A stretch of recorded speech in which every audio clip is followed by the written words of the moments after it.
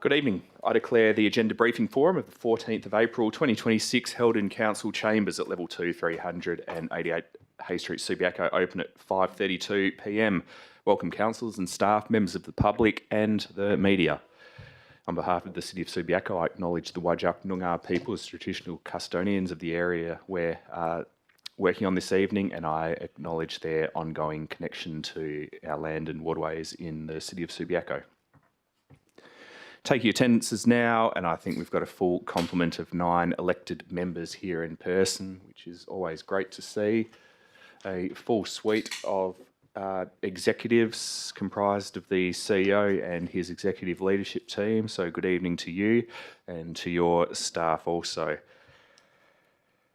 Okay, any leave of absence requests we'll deal with next week at the OCM. Are there any disclosures of interest this evening, councillors? Councillor Burns. Thank you. Mayor McMillan, I don't have one, but I think I probably should clarify that it's been probably over 12 months since I was the chairman of Fresh Start Next Door.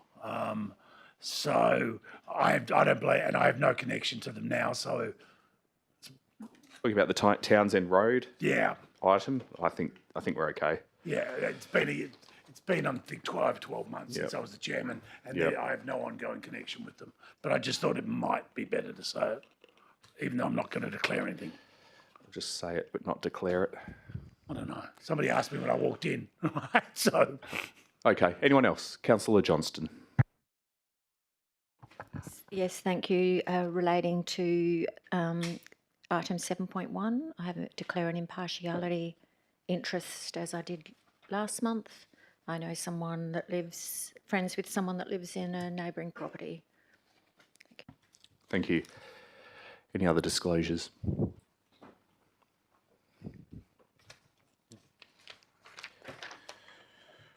All right, there were no approved deputations this evening, and I can leave any announcements for next week. Let's get into the agenda. Starting at the top with C1, 61 Townsend Road, Subiaco, a change of use from club premises to tavern. Any questions, councillors?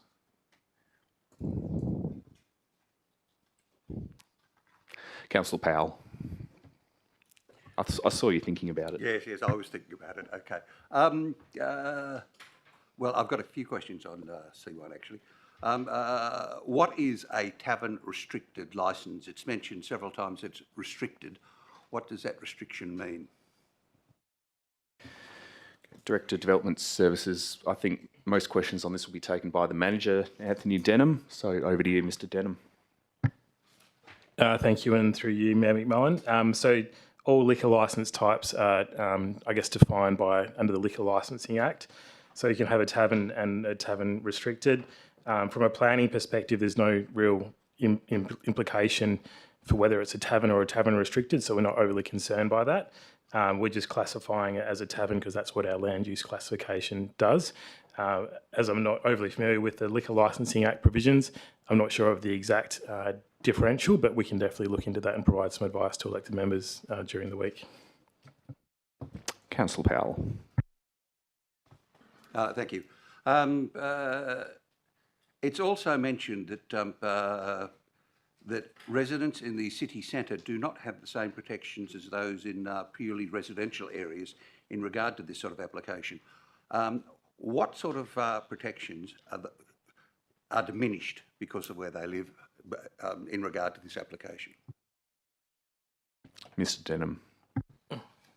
Thank you, and through you, Mayor McMillan. So what officers are alluding to there is that if you lived in a residential zoned area with in a house and say it was surrounded by a similar zoning, it's reasonable to expect what would reasonably occur there is for houses, single houses, group dwellings and the like. When you have property that is zoned for different purposes, such as the city centre, under our local planning scheme, many more land use classifications can be contemplated to exist there, and that's the nature of city centres and other zones, including mixed use and local centre, is that different zones can exist there. So it is reasonable to expect that you won't enjoy the same level of amenity that you would expect if you were a residential dwelling in a residential zone property.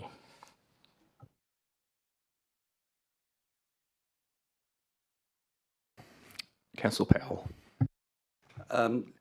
From that, I take it that they are not entitled to the same level of amenity as residents who live in residential areas in the city.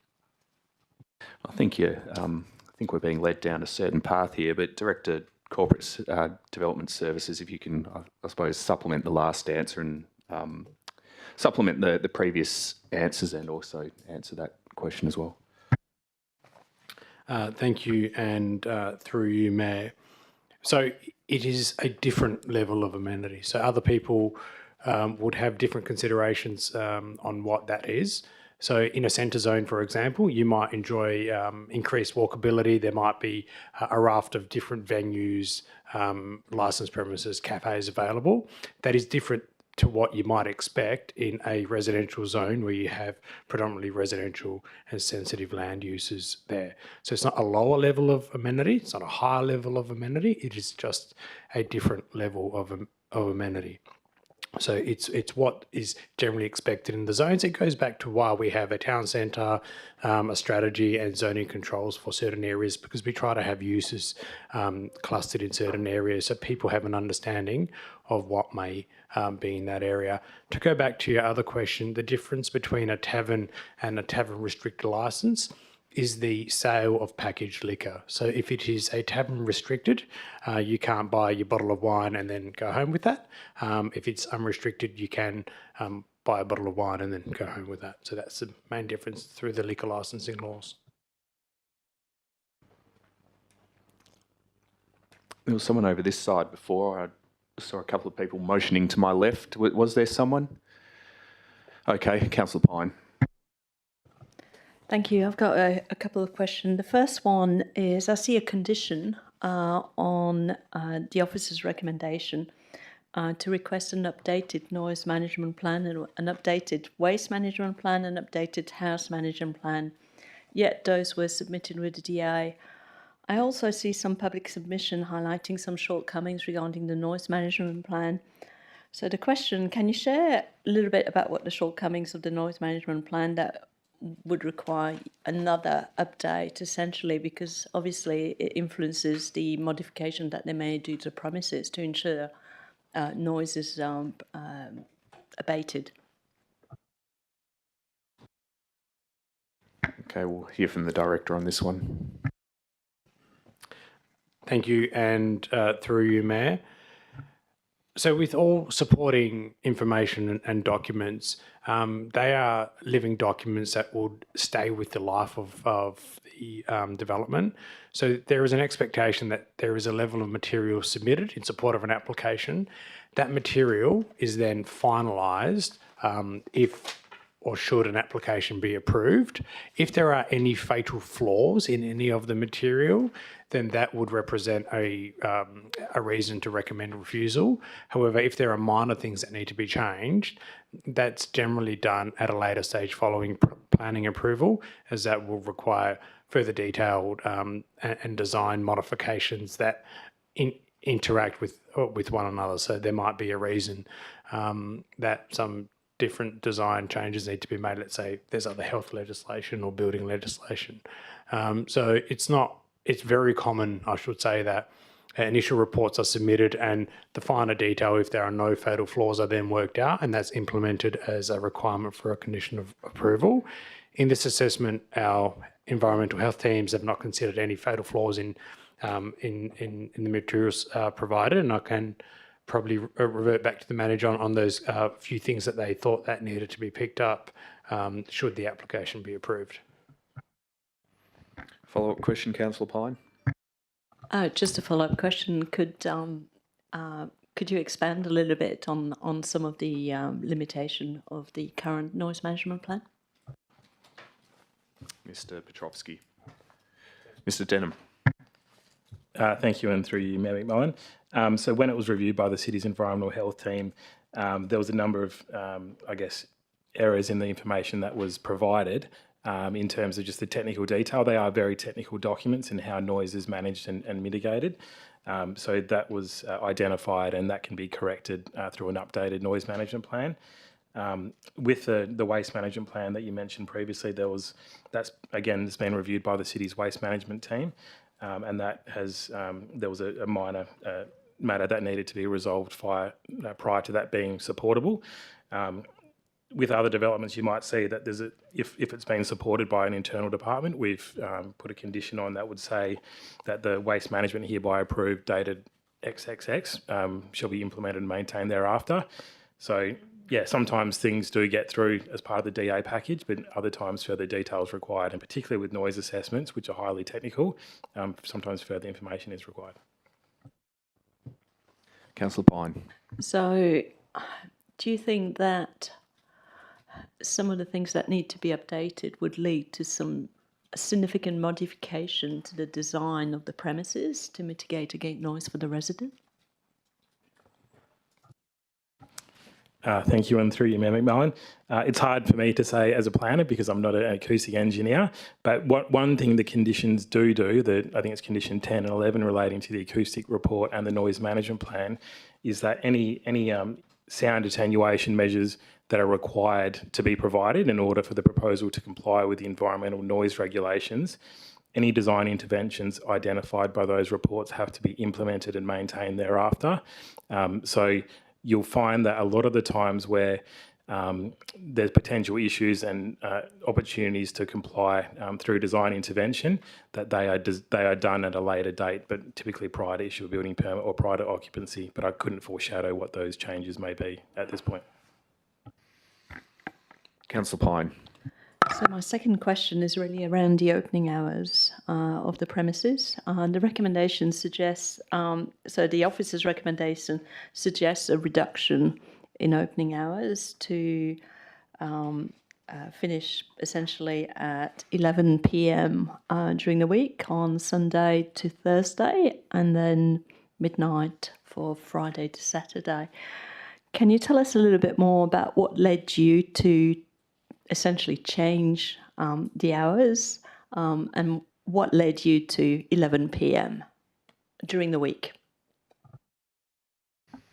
Mr. Denham. Thank you, and through you, Mayor McMullen. So when the application came in initially, the applicant was seeking the maximum hours operation under the liquor licensing legislation, which I think was 6 a.m. to midnight, basically every day. So we undertook, I guess, a review of similar venues in the town centre, noting that this is centre zone coded property, and we understood that this would be generally consistent if we were to reduce it, given that we did receive several submissions relating to concerns relating to hours of operation. So we thought it was appropriate to limit and not afford the maximum. It is open to council to vary, to increase or reduce those hours as they see fit on amenity grounds. So that is an option, noting that there are dwellings in close proximity. Councillor Pine. So just following on, you mentioned there are dwellings nearby this tavern. For the analogues that you've used to determine in the town centre, did you have also dwellings of a similar nature? Thank you, and through you, Mayor McMullen. So different liquor or different licensed venues in Subiaco have been approved at different times over the course of Subiaco's history. So some licensed venues operate without any controls relating to hours of operation. So I guess the ones, noting that this is not entirely within the Rockaby Road, Hay Street area, it is slightly off that area. We did consider that there was submissions that raised concerns relating to noise and the hours of operation. So we thought it was appropriate to impose a restriction on the opening and the closing hours. And as mentioned, it is open to council to increase or reduce those hours as they see fit on amenity grounds. Thank you. Councillor O'Connor. Thank you, and through you, Mayor McMullen. Council doesn't see very many of these. I'm not sure I've seen one before since I've been on council. Are you able to explain what the steps are going on from this point to reach the point where the venue might open in terms of decision making? Obviously, this is a change of use. This is not a development application. So what other hurdles does the applicant have to go over to actually get to the point of opening? And might that, I guess, result in changes to the building which are not currently proposed? Director, Development Services. Thank you, and through you, Mayor. So this is a development application, but the development application is a change of use. There's no significant works occurring through there. So spot on. There are a number of different regulatory steps should this be approved. So there will be there are steps under environmental health legislation, under the building legislation as well. So to consider in the building legislation, it will likely be a change of the classification to the building. So there need to be steps to ensure that it's brought up to current standards through the NCCC. There would also be environmental health regulations in there, and that would also tie in with any acoustic reports as well. So there might need to be upgrades, let's say to the windows, for example, or to buffering inside. None of those are detrimental to the consideration of a tavern in a hole. So they're not going to change the nature of the application. The greatest impost is going to be liquor licensing. So, for example, if the city considers opening hours, it will, in any event, the operation will be restricted by what the liquor licensing will apply. And that would also have another public notice period as well. So there are a number of steps to go for this as well, and the development application will be in play should it be approved with any conditions that apply. There are plenty of regulatory steps, but I do think that the liquor licensing is going to be key. If there are going to be any considerations or any modifications required, if they are substantially different to what is being proposed or approved, that would in any event require a new DA.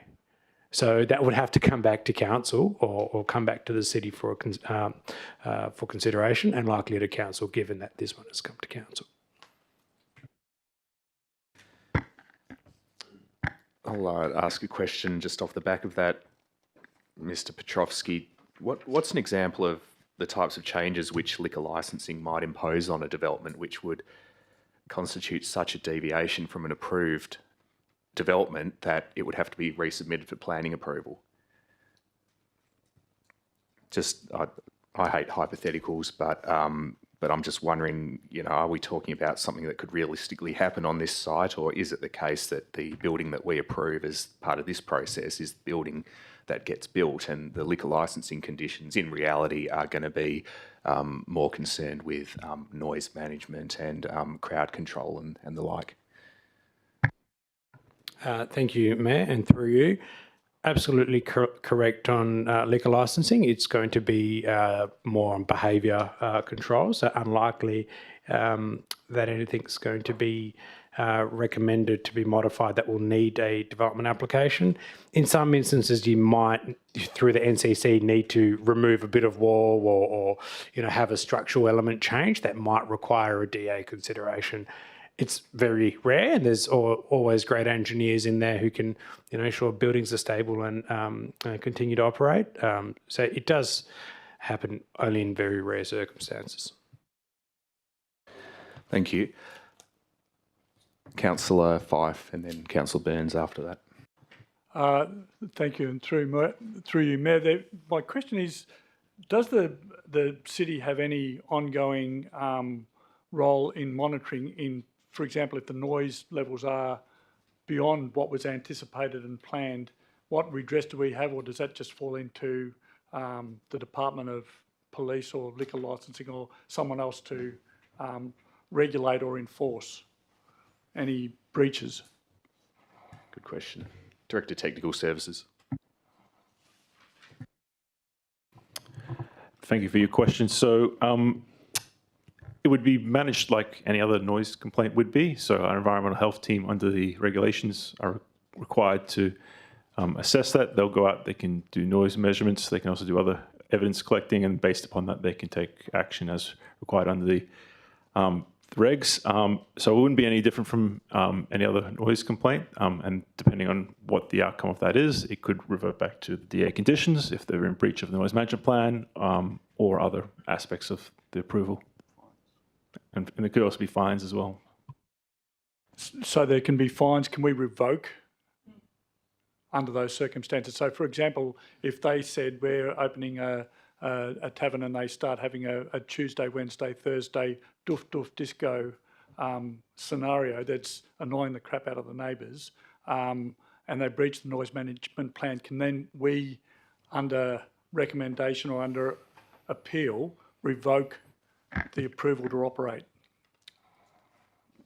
Director Development Services. Thank you, and through you, Mayor. So there are essentially two sets of legislation that would apply. So there'd be in the environmental protection legislation and also the planning legislation. So under the planning legislation, there are significant fines available, particularly for businesses and landowners. So if they're operating either as a different land use or inconsistent with their land use, then there are significant fines and penalties on that, and they do occur on a daily rate as well, if that is to be found. Liquor licensing can also be revoked. So there are other things there too. And just going to C2 on the agenda, we've got an updated planning compliance policy, which would guide the city in any compliance should it be required for this or any other land use. Councillor Burns. Thank you, Presiding Member. Seeing we've sort of got more into the nuts and bolts of it, could you allude the council as to what a Section 40 is, certificate? Mr. Denham. Thank you, and through you, Mayor McMullen. So a Section 40 is part of the liquor licence application. So the city receives two certificates, Section 39, which is dealt with by the city's Environmental Health Department, and Section 40s, which is dealt with by Planning Services. That is to basically confirm that the land use and any planning approval and conditions associated with those approvals are consistent with the what is being proposed. So we issue that certificate. If there's any conditions that are imposed, we would send that or allude that to the state government so they can consider that as part of their licence application. Thank you, Presiding Member. Look, this has been raised before, and if we look at point 9 in the document, and I'll just cite A as an example, before issuing a Section 40, you're seeking security measures. But in essence, security measure, we issue a Section 40 that basically says the land use is suitable in this location. It's the Department of Liquor, et cetera, that puts the security conditions onto it. That's under there. So you're actually, from what I'm reading here, you're asking for measures that actually aren't our concern. So, and this goes back. I'm not going to go into it, but there's historical issues here. So there's certain parts in 9, car parking, for instance, would fall to us. But by dropping security in there, which is not our business, the nature of controlling liquor licensing security, okay, and how that is dealt with is dealt with liquor and gaming. So I don't believe you can be asking for this. If you'd like to speak to that. Mr. Denham. Thank you, and through you, Mayor McMullen. So, yeah, what we're asking for there is the submission of a house management prior to submission of a Section 40 certificate. What we've found previously with the imposition of this condition is that many of these matters are already addressed through the separate liquor licensing process. So it is good for the city to understand what security measures are being proposed and the other items as well. They're generally consistent with what is ultimately submitted to liquor licensing. But if council was of the mind to remove that, if they don't consider that condition to be necessary, it can be removed. So in essence, what we have, and this, I'm not going to go back to the history of it, but we, to the best of my understanding, it's a question because I'm happy to be corrected. Okay, so I'm just trying to make sure that legislation hasn't changed. All right. So liquor licensing cannot consider anything without a Section 40. And when they've got a Section 40, which in essence, beyond other things, that says we say it's okay, then they consider security. What we're doing is we're asking for information in this document before issuing a certificate, but the purpose of the certificate is for liquor licensing then to consider security in that particular issue. So we're actually asking for somebody else's thing. And it goes to noise thing. Noise comes under our control once they're operating.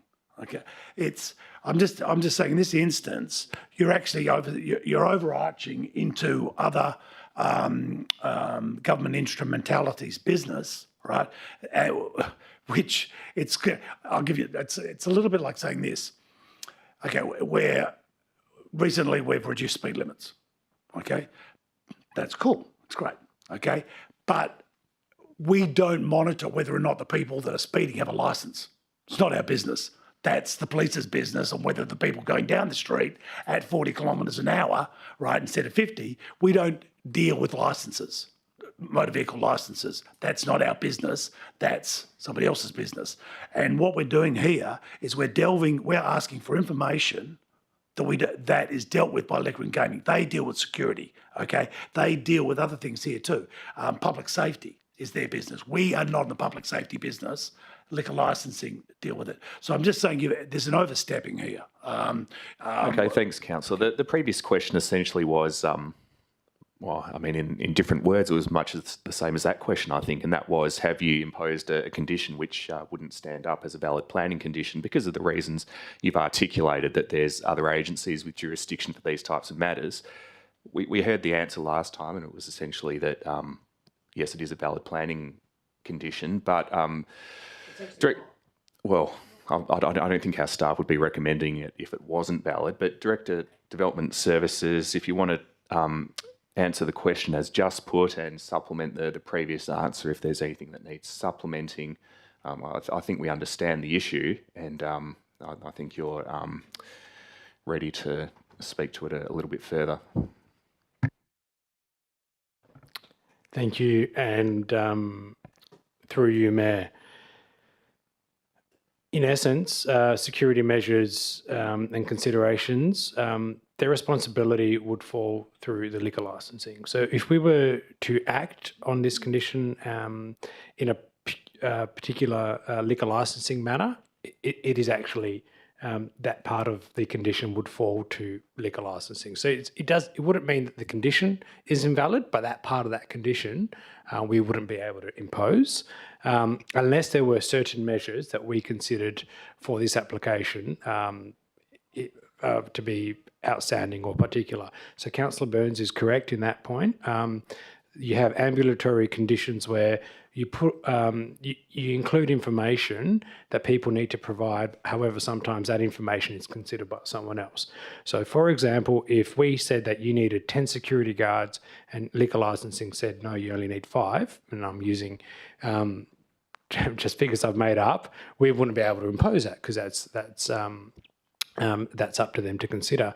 However, there's no issue in the conditions being there for information purposes as well. So it is a standard thing. If council does consider it necessary, we can remove some of those things that might be very specifically dealt with by liquor licensing. However, with some of the other measures, like public safety and deliveries and complaints, they all kind of go in together as well. So it is information to be considered. Whether someone acts on it or not, there's a question on whether that part of the condition is valid, but we don't see there's any issue in requiring and asking for this, given that it needs to be provided anyway. Yeah. If I can just clarify, and then you come off the back of that, I'm understanding the advice to be that the planning condition is a valid planning condition, but in the event of a breach, the enforcement action would be potentially undertaken by someone else, depending on which of the provisions of the management plan were breached. Okay, well, we're receiving advice and you're obviously not agreeing with the advice. Well, I'll explain. Years ago, Kathy Bonus, right, when she was the director, who's now a rather senior planner, wanted before applications could be made, she wanted everything that liquor licensing would require to be presented to council before it went to liquor licensing for them to deal with it. So somebody wants a tavern, all right? Our job is to say, yes, in that location you can have a tavern. Then they go to liquor licensing, and liquor licensing says under their section, you need all this stuff, right? But Director Bonus was saying, we want it all before it goes to liquor licensing. And there was a huge argument about it, and the point was she didn't have a right to it. And I'm just saying, in this particular case, there's things here that we absolutely, car parking, you bet, okay?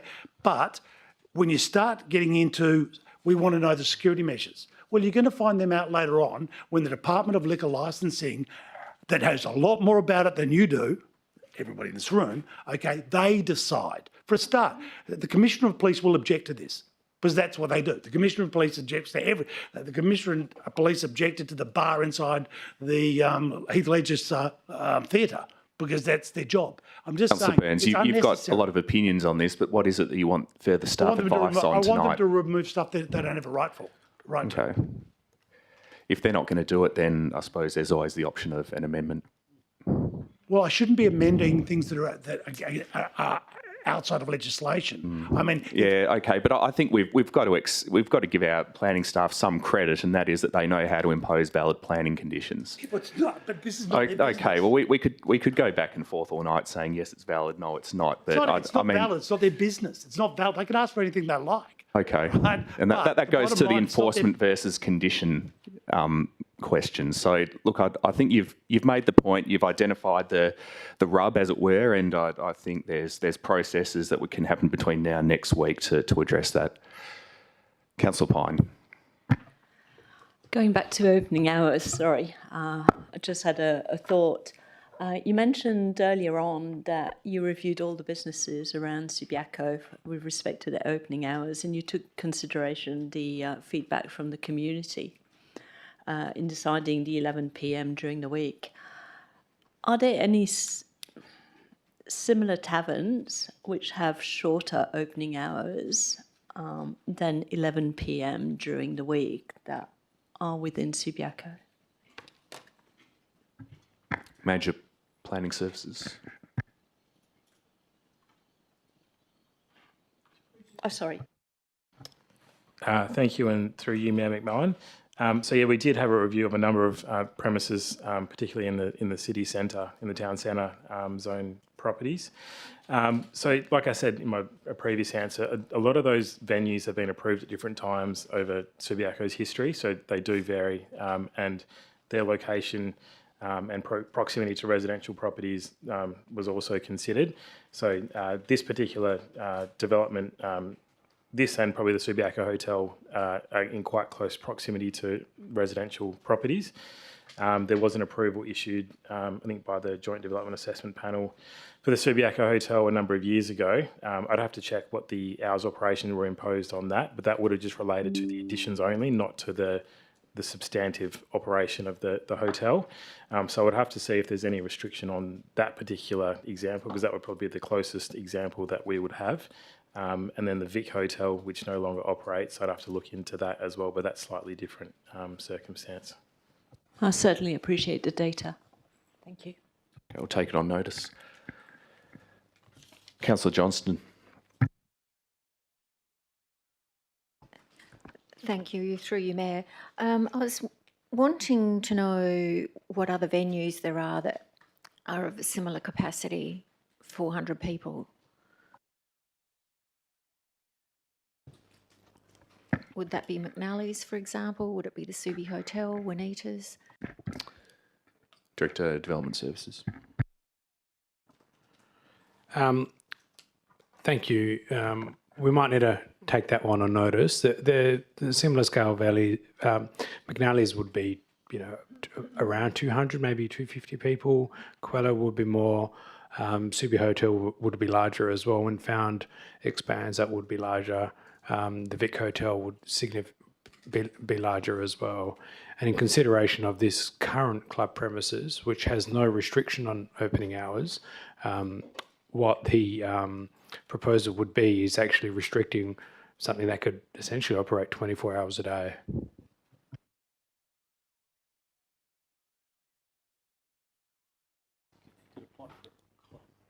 Councillor Johnston. Thank you. I haven't finished. Yeah, look, I just wanted to, on what basis, on a number of the submissions, this officer response was along the lines that they expect the amenity not to be significantly different between a club versus a tavern. And on what basis, what's their source for that statement? Mr Denham. Thank you, and through you, Mayor McMillan. So I guess one of the key differences between a club premises under liquor licensing and a tavern is that a club, you need to have like a membership to access it. So this premises, from what I understand, has a current capacity of 400 people. So it could have 400 members on the property at any given time, provided they can get into the property through their valid membership. So under the capacity isn't changing between the two. So I'm not sure if that answers your question a little bit or not. I can. Thank you. I'll move on. There's been mention of the noise and another acoustic report. Is that going to be? Are we going to be getting an independent acoustic engineer to evaluate that updated report when it comes in? Mr Petrovski. Thank you, and through you, Mayor. So all of the acoustic engineers need to be certified appropriately, but it does go to our environmental health team, who would consider all of the acoustic assessments that will come through. So in the end, it will be subject to the city's satisfaction. A number of the people making submissions refer to the application allowing live music, and there seems to be some sort of discrepancy. There's also this comment that the music will be background only, and then it talks about drum kits being excluded, and someone else asks if sound will be amplified. How much discretion do we have over those sorts of things? Can we exclude drum kits? Is it going to have live music? Can we exclude amplified sound? Mr Petrovski. Sorry, jumped the gun. Thank you, and through you, Mayor. In the end, the nature of the sound admitted, or the source of the sound admitted, doesn't really matter. It depends on the decibels that's coming out and the impact that it's having. So I don't believe that it would be a valid planning reason to try and exclude a particular instrument or amplified music if, in the end, the nature of the sound is within the tolerable limits that the acoustic report and any attenuation is going to say. Also, it seems that there's no designated area for smoking, outdoor smoking. Is that going to be looked at with an accompanying noise management plan on the smoking area?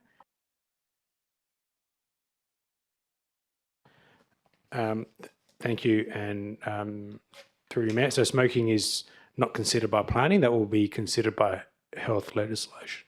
So that would be a factor considered in there. Obviously, you won't be able to smoke outside, but in the operation of a venue, in the context of noise, whether it's people smoking, whether it's music, whether it's people just hanging out, the areas where people will be would emit and generate a noise. So the acoustic assessment will consider all the areas where people will be. It doesn't matter what activity they'll be doing in the preparation of that report. So yeah, it will consider a range of things, including areas where people may be hanging out. Thank you. In one of the responses to one of the submissions, objections, it's on page 80 of the attachments, it says the city acknowledges the inaccuracy of the provided response from the applicant's RFI. I'm just wondering what that might be. It was objection to the person number 4.2, objection number 4.2. I just wonder what that means, what that's relating to. Thanks. I imagine that level of questioning is probably best directed to the Manager of Planning Services. Thank you, and through you, Mayor McMullen. Sorry, I'm just trying to find it.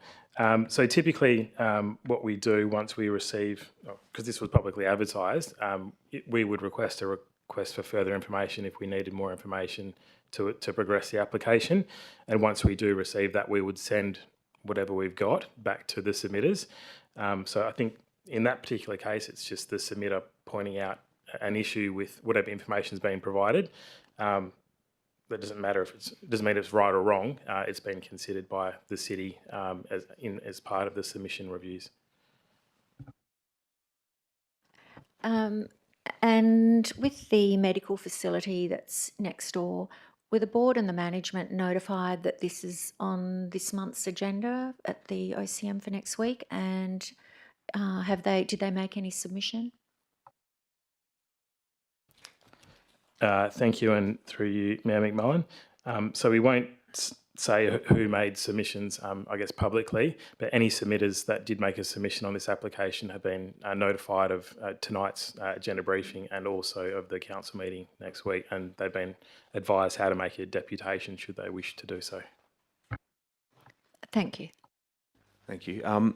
There's something exercising my mind at the moment, which I just want to circle back to. It's on the amenity issue, and I think this is something we should be able to close off this evening. I heard it said earlier that that we would be going from a club with no restrictions to a tavern with the restrictions stated. When I read the site context and development history section of the report, so page 5.1, it says the club premises had approval to operate until midnight from the months of May to September for sporting events. Unless there's something else that clarifies the point, it seems to me that they had approval to operate between May and September for sporting events. What am I missing? I know anecdotally that the Irish Club held various events throughout the year that weren't tied to sporting events. So I suppose what was the situation when it was opening at a club, and how does it compare to the proposed tavern? Because I think we need to be clear on that. Mr. Denham. Thank you, and through you, Mayor McMullen. I'll try and answer this question as best as I can. So, it is important to understand the context and the site history. So the site has operated as a licensed venue since about 1978. Obviously, laws and legislation change over time, so whether it's liquor licensing or planning laws, and so does the context of the particular site.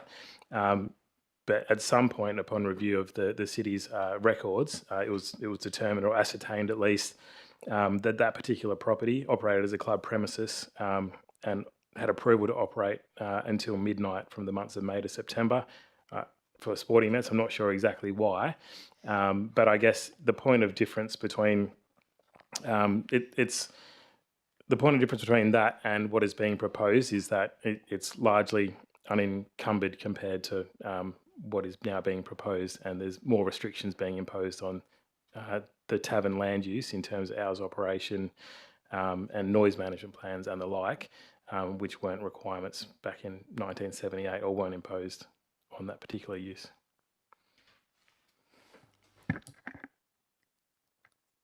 I don't think we've got to the core of the issue. What was the club operating independently of sporting events between the months of May and September? I'm almost certain it was. What were the limitations? If I don't need an answer tonight. If you need some time to check it, but I think there's enough local knowledge in this room to suggest that it was operating outside of those months independently of sporting events. Yeah, okay, Mr. Petrovsky. Look, thank you, and through you, Mayor. Sometimes with historic documents, it's hard to find. What I believe that relates to is that open to the public during that period of time rather than a club premises, which is always open to its members. Right, okay, so that's the difference. So at any time of year, the members of the Irish Club and whichever guests they were permitted to invite could have come and attended the venue and drunk at the bar, etc. But in relation to the sporting event-related activities, that was between May and September, probably for historical reasons relating to the AFL when it was there. Oh, did we ever have World Cup soccer? Yeah.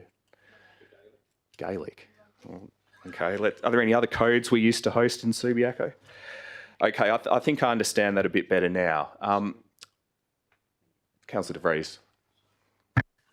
Yeah, you sort of stole my question, but I'll add to that and segue into the noise abatement issue. So when it was a club and it could have events like St. Pat's Day, which I attended a few years ago, it was pretty rowdy. There was live music. So at that time, did you find that the community complained about noise? So is there any records of noise from these sort of very, live music events? Sorry, that's the first question. Thank you. Mr. Denham. Thank you, Mayor McMullen. I might have to ask Director Hambley if he's aware of any recent historical concerns like that. Mr. Hambley. Thank you. I don't have it at close to hand, so I might have to come back to you on that. As far as historic complaints around noise. Follow up, Councillor De Vries. Yeah, through you, Mayor McMullen. Just so it's obvious now that there are more restrictions in terms of noise abatement than there were in the past. Is that correct assumption to make? Thank you, and through you, Mayor. The environmental noise regulations would apply regardless, so they would set a set of standards. However, if we are, through the approval, restricting the hours of operation, then yes, there would be a restriction on what was previously there. The last time we did a change of use that I can recall was from office to residential with the Rua project. And I think at the time there were fairly strong community objections. Now, I recall that there was a 4-year limit put to that particular application. I didn't see anywhere in the report that there was a limit to this, but have we put a time limit on this? Thank you. Mr. Denham. Thank you, and through you, Mayor McMullen. Short answer is no, we are not recommending time limitation like we did for that particular example. Councillor Burns. Thank you. Could I request, because I think it might be helpful, that administration just issues the elected members with at least a definition between the difference between a small bar and a tavern, because that's what this is all coming down to. The club issue, the club's failed, and no other club's going to work there. It's an old school concept. This is about the difference between the operations everybody was alluding to, with the difference between what a small bar and a tavern is, and basically. One's 120 people in it, and the other one's more than 120 people into it. But I think it needs explanation, because that's what we're all talking about here. So is that possible to get it, please? I'm sure it's a pretty quick email after the briefing. Thank you. Okay, any other questions on C1? I think we can move on. Oh, there's always one. There's always one more. Councillor Powell. Well, I did begin. Look, I'm just after a bit of clarification, if I can. And it refers in part to condition 9, but the other conditions as well. Look, to me, this is a change of use. And what we're looking at then is conditions afterwards that would have to be met. And essentially they then, like the deliveries, waste management, all that sort of stuff, do they really then just become operational matters for staff to determine whether they're appropriate or not?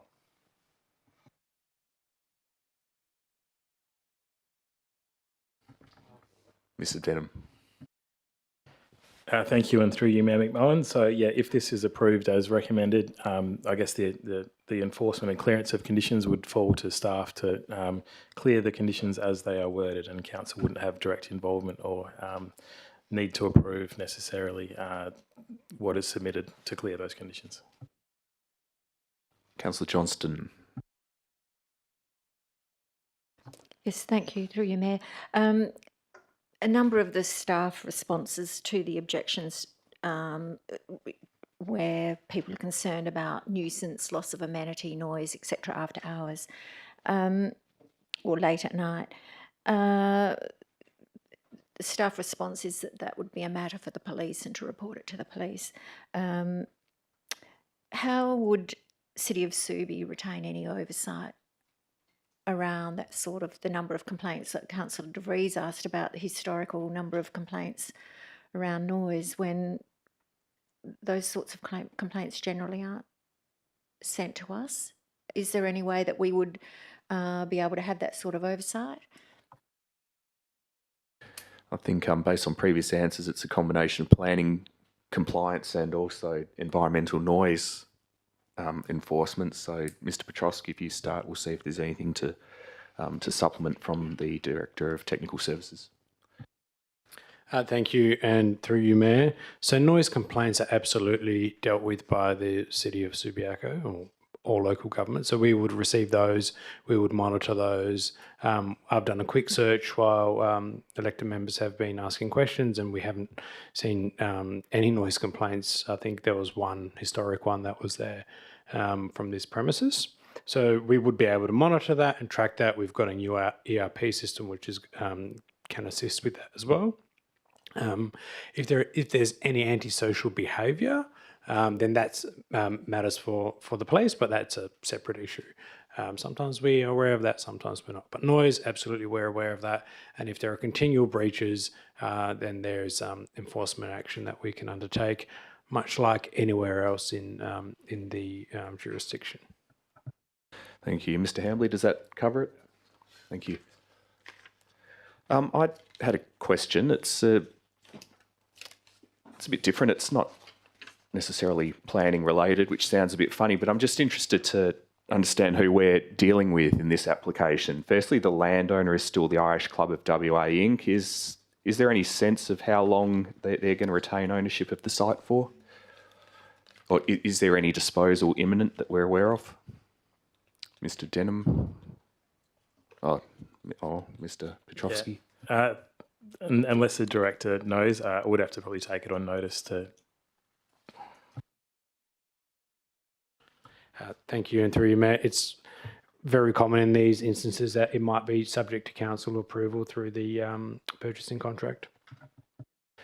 The second question is in relation to the applicant, Hospitality Total Services. I understand the operators are going to be experienced operators who have been behind a number of established Perth ventures. I think Market Grounds would be one, Dirty Nellies, Generous Squire, possibly also in one way or another related to the people who will operate this site if approved. But Hospitality Total Services is some kind of consultancy, liquor licensing consultancy.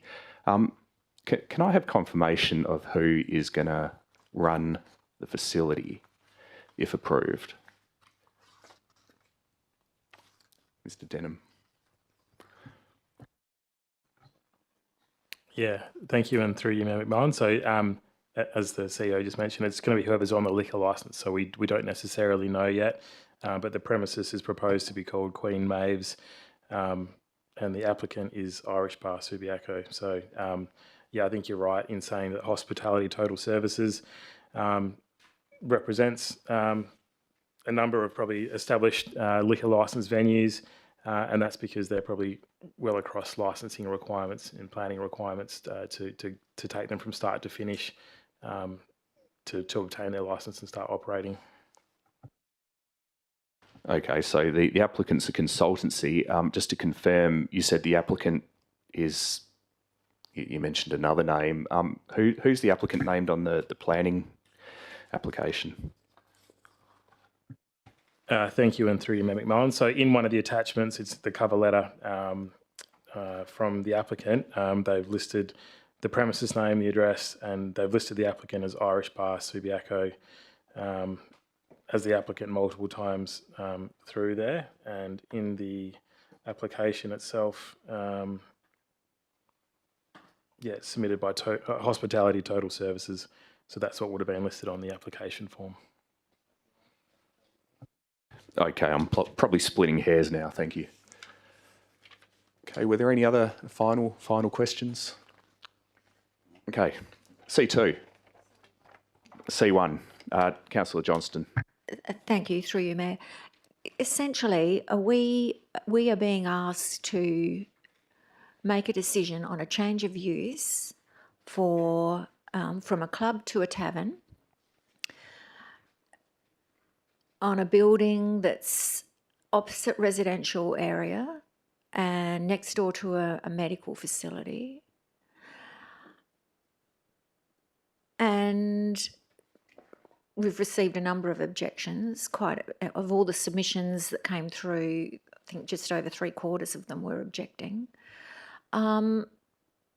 So that's what how do we wait, to make this decision? Do we if we go, yes, we're going to change the use, that could have quite a significant impact, despite staff's response that, well, the previous club could have 400 people and operate at any time. The reality is they didn't operate with generally, every weekend they weren't having a crowd of 400 people.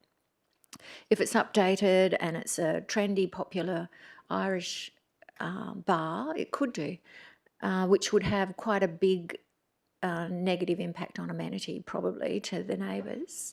How do we sort of weight that? Do we, is there a weighting? Someone's already got approval for their residential premises.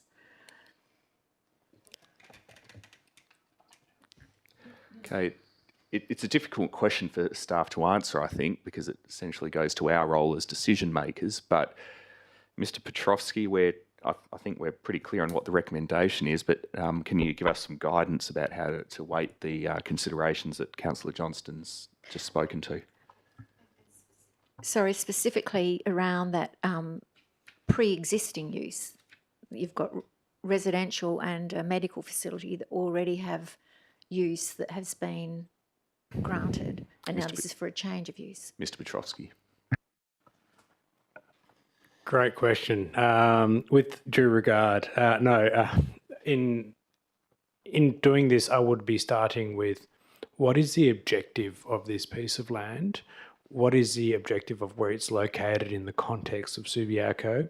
And what is the zoning that is applied to this land, given that it's the centre zone? So when you are allocating land use zones, that's an allocation based on, we expect that there has to be these certain types of users. So it's going to be our centre zone objectives and our permissible land uses under our local planning scheme, and what we're trying to achieve in the centre zone as our local planning strategy to drive the vision for this area. In considering any proposal, that should be the starting basis for council. Then you go to consider the nature of the proposal. Is what is being considered there excessive or totally different to what one may expect there in a centre zone or the town centre designation? So that's how, and you're always going to get people providing submissions. Are those, those submissions aren't normally coming from a town planning sense, it's just people's feelings. So you have to weigh that as well in the context of what's being proposed, the scale, and is it in the right area. So there's a lot of things to weigh up. Councillor Jones. Just for information, I just did a quick company search. Irish Bar Subiaco Proprietary Limited was registered in September last year, and I'm pretty certain the Irish Club would have been an association, not a proprietary limited. So I'm reasonably confident that it's actually been sold and the Irish Bar Subiaco are the new owners. Yeah, okay, thank you. Councillor Burns. I suppose my questions would, through you, Mayor McMullen, is along the lines of where Councillor Johnston was going to. The question is, we have a staff recommendation for approval. Okay, the council refuses it. Okay, it begs the question: if somebody wanted to motion an alternate to refuse the change of use, what would be the town planning grounds for it? I mean, you'd need some, or otherwise you're just going to get your ass kicked. So what are the possible grounds to refuse to change from club to tavern? Mr. Petrosky. Thank you, and thank you, and through you, Mayor. The main ground that you could consider refusing on is the land use itself. So council could come to the view that no, a tavern is not an appropriate land use in this context. We officers in providing this recommendation haven't come to that view. There are really minor things that you can consider under our local planning policies. Let's say the bike parking is inadequate. Like that, apart from the land use, that's probably the main one. And any land use consideration will be the amenity stuff. So there's some things, but if elected member was minded to an alternative, then I would be recommending land use as the main one, even though in our assessment we've considered it to be appropriate. So that'd be land use / amenity, basically. Essentially. Okay, thank you, councillors. It's just gone 6:32, so I think we should move on to C2. The draft amended local planning policy 7.5, planning compliance. This is consideration post-advertising. Do I have any questions on C2, councillors? Councillor Johnston. Yes, thank you. Through you, Mayor. I've had a look at the track changes version this afternoon. I just wondered why remove one of the clauses on the objective. Previously it was to ensure, one of the objectives was C, to ensure that compliance matters are investigated in a transparent manner. What's the reason for removing that objective?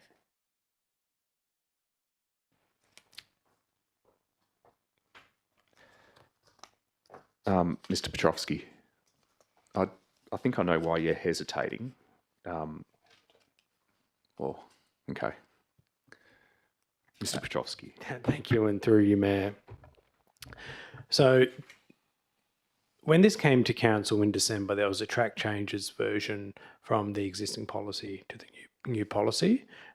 When council was going to be considering this matter next week, it's not the track changes.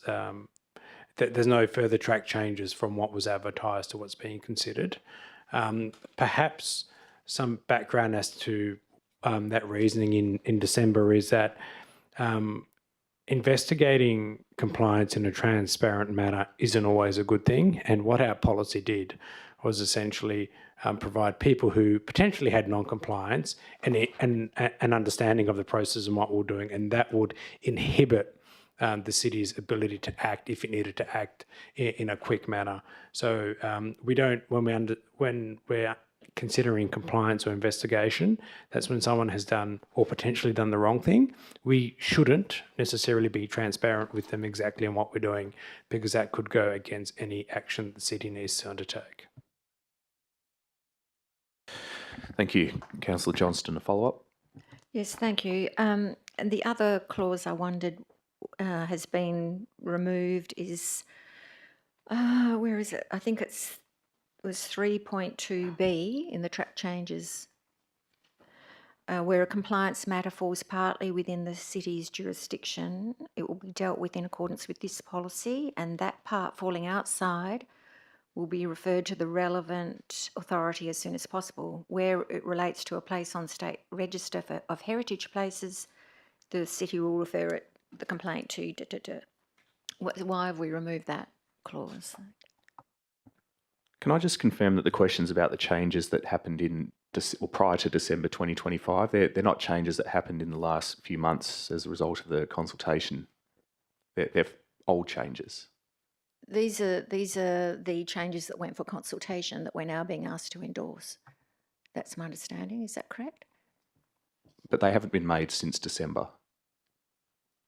This is the track changes document that went out for consultation, which we approved to go out for consultation, and we've got the document that we have in this attachment has accepted the changes. And we're being asked to endorse those changes. I'm just asking questions about some of those clauses that were changed that went out for consultation. it would have been appropriate to ask them in December before it went Yep. to consultation, but I think December was a fairly busy month. Okay, just wanting to understand the question. Mr. Petrovsky. Thank you, and through you, Mayor. We've just simplified the wording. So if something is outside our jurisdiction, we've just said it in a different way. So those changes have no impact in any way. Any other questions, councillors? Doesn't look like it. C3. Walga's draft climate change advocacy position. Council endorsed feedback. Any questions on C3?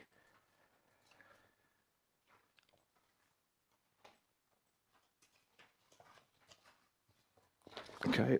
C4. Evans Street to Keatley Road Safe Active Street Project traffic monitoring results. Councillor Fife.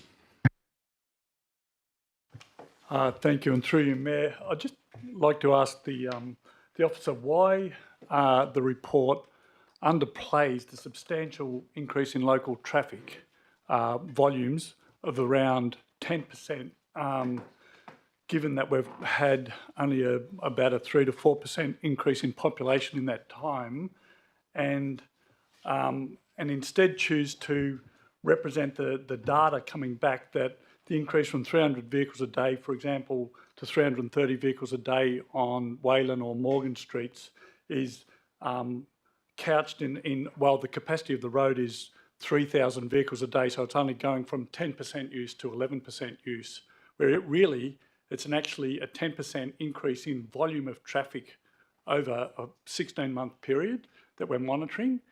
And if you multiply that out 10% annually or every 16 months for 6 or 7 years, you get a doubling of the traffic. It comes on the back of many complaints about traffic along Herbert Road and increased volumes of traffic. This report, I know that you're intending to look at the monitoring again in 2027, but it seems to say that this is insignificant, whereas I think from a local resident's point of view it is significant. So the question is, why is it couched in a way to minimise what is obviously a substantial increase in traffic?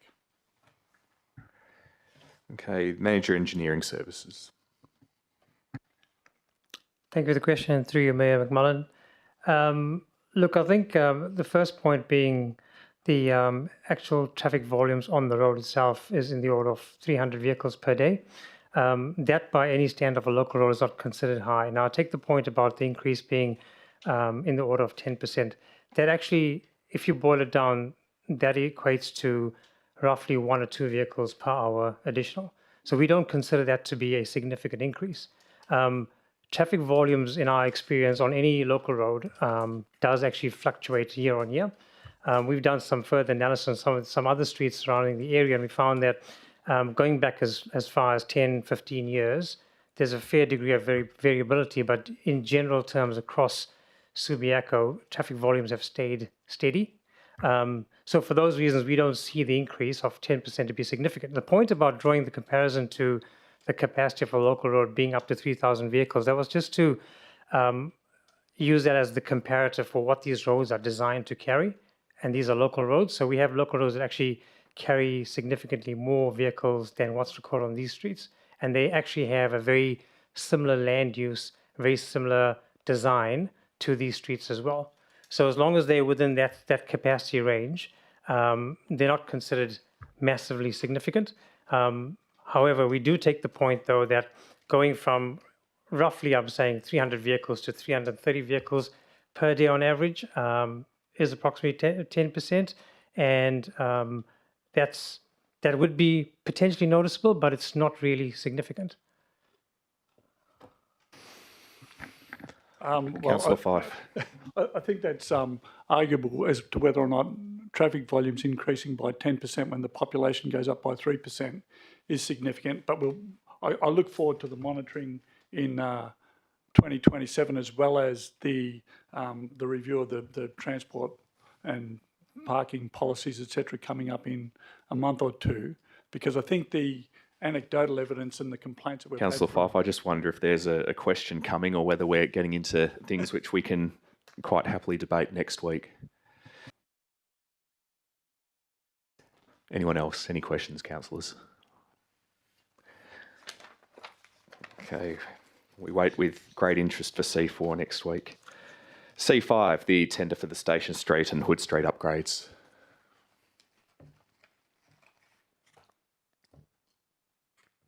Councillor Johnston. Thank you. Through you, Mayor. Is any of this going to have any impact on the pedestrian access for people with mobility impairments across Hood Street in front of Coles?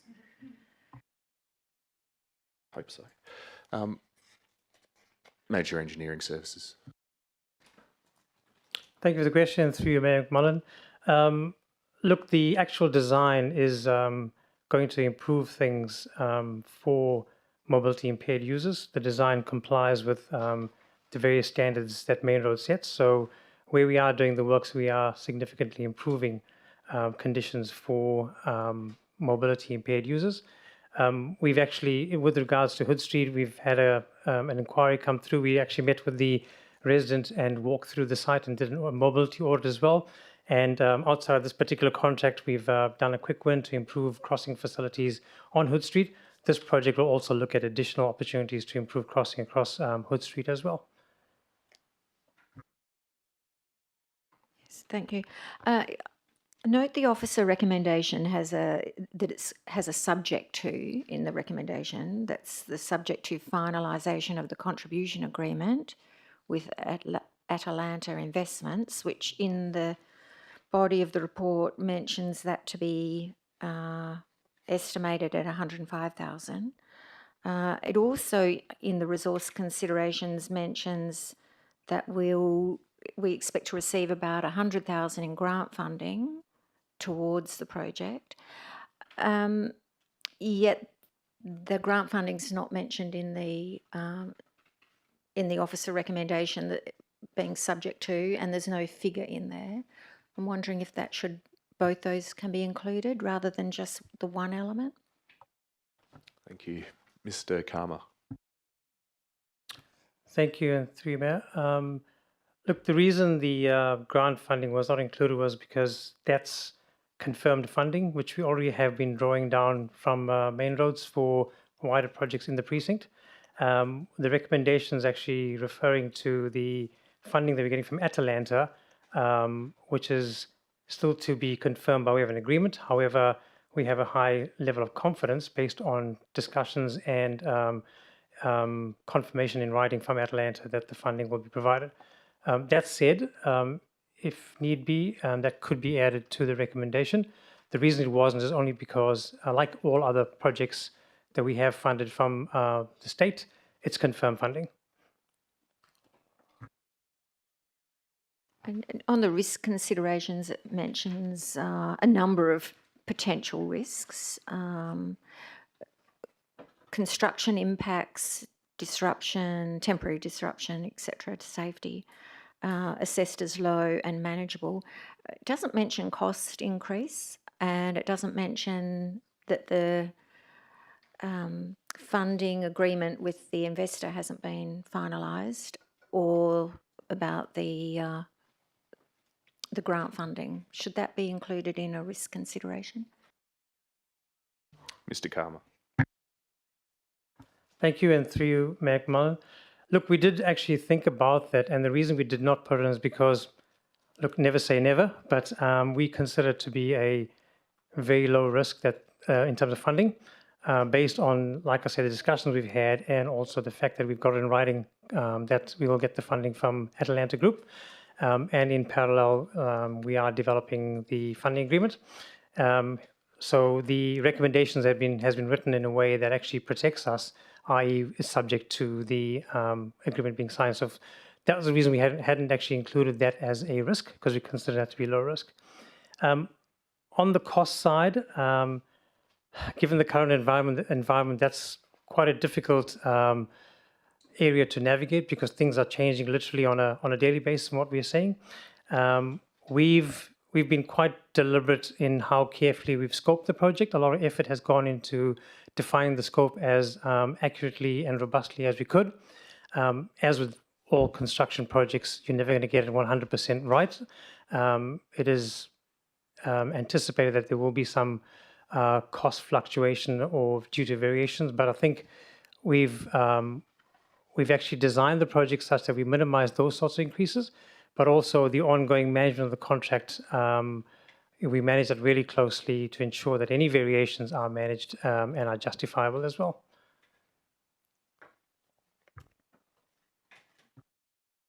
Councillor Pine. If this project goes ahead, could you give us a little bit an idea when you're planning to execute this and how long it will take to implement? Manager of Engineering Services. Thank you, and through you, Mayor McMullen. Subject to council approval, obviously, at the end of the month, we would be looking to award the contract in early May. We expect the contract, all going well, to be constructed within the period of 6 to 8 weeks. Okay, any other questions, councillors?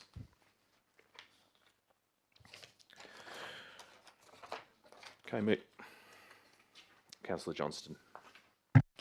Thank you. Just in the options for this, are we able to do an amendment on the recommendation, or is that not possible under the options provided?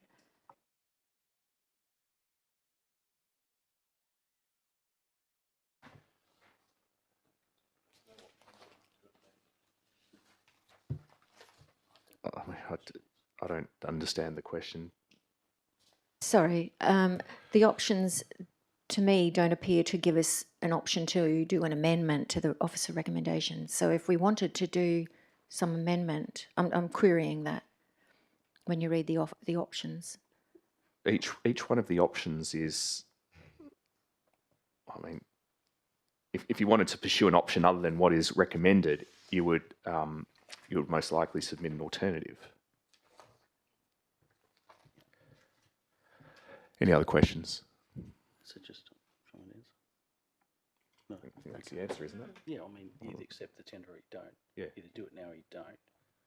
They've been waiting for 8 years.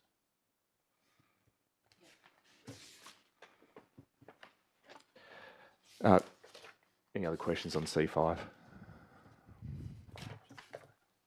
Okay, we'll move on to C6, Civic Building and Gardens. Any questions on this agenda item back on this month's agenda?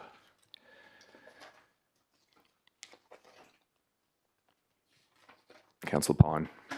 Just for clarity, this is the same report. Can you confirm whether this is the same report as last time?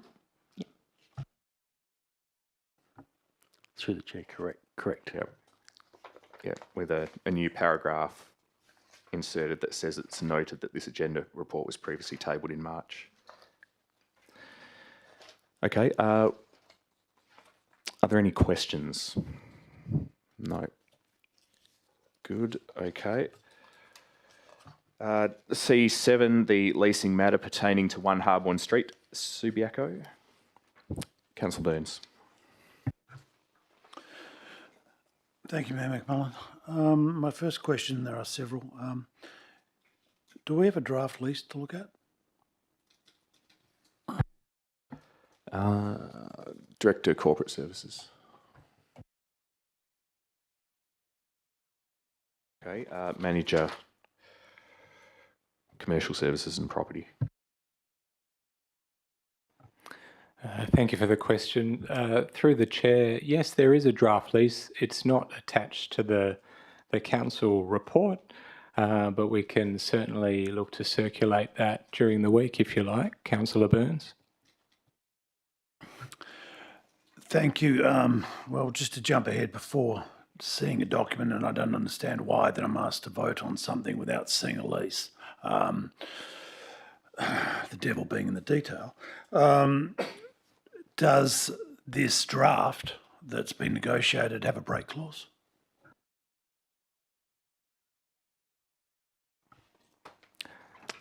Through the chair, we wouldn't normally attach a copy of the lease to the councillor's report. Normally, we would provide high-level key terms. But to answer your question, no, there's no break clause in the lease. Councillor Burns. Did the CEO just make a recommendation then that I didn't? Okay, sorry. Okay. All right. So there was no consideration of a break clause. Okay, well, I'll accept that. Hang on, I didn't hear anyone say that there was no consideration of a break clause. If you want to ask why there's no consideration, we might getting into terms which are potentially commercial in confidence, because there's a whole range of terms which provide the package of terms and conditions which the parties are being asked to endorse. Okay, well then... Okay, but let's just not say on the record that no consideration's been given to something, because that's just not quite accurate. All right, well... But carry on, we don't have one. Yeah. Okay, there was... And there will be a reason why, but that might be something we need to discuss behind closed doors, because it goes to the term of a contract, which is one of the few reasons why you can have a closed door debate on an item. So carry on your questioning, but let's just be mindful that there is a method to most of the madness to the reports that come to council. Mayor McMullen, then this is not a question, but I can't think of anything I'm going to ask that's not going to be commercial in confidence with regards to this. Okay, we've got Burgess Rawson in here, which everybody knows how I feel about them, and a whole bunch of other things. So I don't know what you're going to do with it. And I'd also be mindful, and it's not this council's fault and everything else, but it is school holidays, and I've got a 13-year-old at home that I promised I would be... It's a 5-minute walk, and so I'll be out here at 7:55. So I don't know what we do about the commercial aspects to it. Look, I think you've nailed I suppose a point of tension in that the regulations say that something like this belongs in an open agenda, but there are lease terms which do not. There is time after this open briefing to have a discussion about commercial items in relation to this and to commercial matters. And if you need to leave, we can have those discussions in the next week. But if your gut is saying that you want to talk about things that are commercial in confidence, then that's probably not something we can talk about in this briefing. Yeah, I've said that. That's on job. But yep. I just don't my scheduling problem. As I said, it's not my time. It's a 13-year-old. Yeah, of course. Well, you've quite rightly asked for a copy of the draft lease. I understand that it's ready and it will be circulated. So I think we'd all do well to have a bit of a look at that between sessions. Then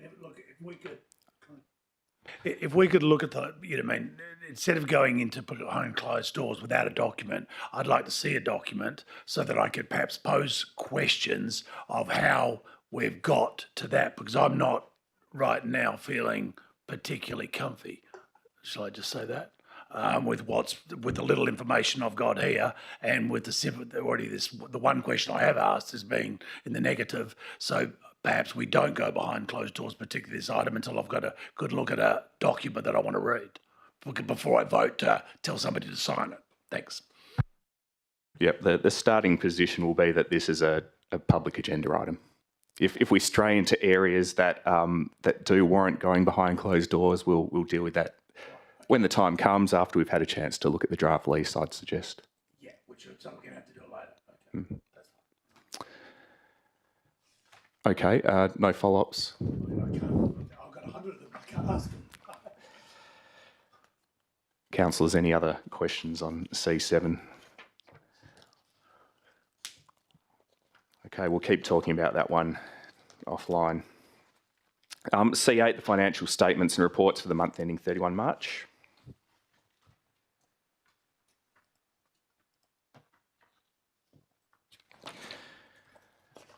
All right, councillors, well, that brings us to the end of the public agenda items that we'll be discussing this evening. When I close the agenda briefing, there will be an opportunity to discuss amongst ourselves 2 confidential agenda items, which will be on next week's agenda. And just to confirm, those confidential items will pertain to Burley Lane and the CEO review process. However, for the purpose of tonight's briefing, I declare the agenda briefing forum of the 14th of April 2026 closed at 6:56 p.m. Thank you, everyone.